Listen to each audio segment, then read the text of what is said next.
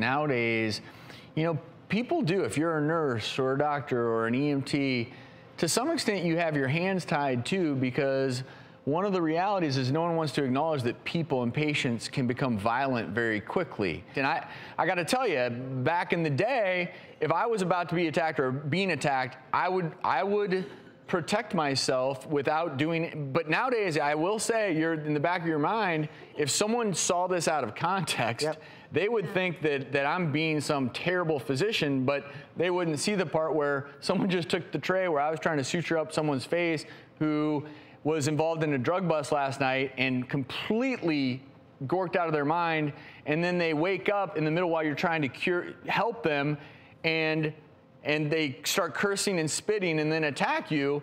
And nowadays you actually think twice, and you're like, well, what can I do here? Because there is so much, and this is good. There's been so many advancements in terms of patient safety, but fewer advancements in terms of healthcare safety. I mean, just recently, one of my best friends had a gun as an ER doctor, got a gun pulled on him in the ER. And it's like this. I'm glad we're talking about this. Hostage, you were telling us. It was not a good scene. Well, you know, I mean, and it's.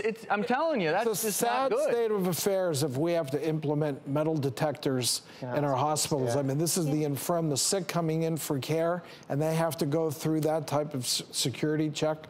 And we need to have a nice balance. I think they did a survey of nurses in Massachusetts, where Elise lives, and 85% of them said they had been threatened in some way on the job.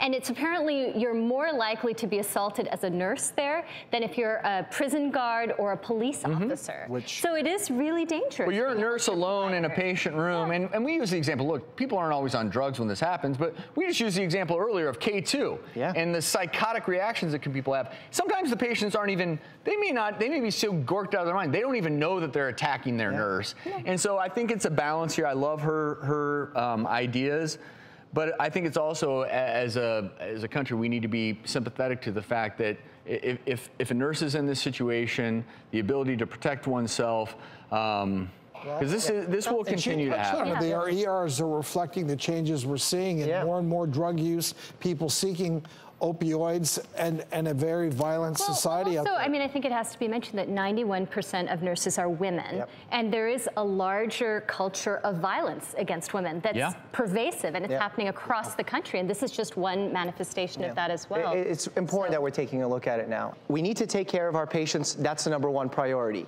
But we need to take care of our doctors, nurses, all healthcare professionals, because they're the ones that take care of the patients. And in this case, look, we're just happy that Elise, that she's alive.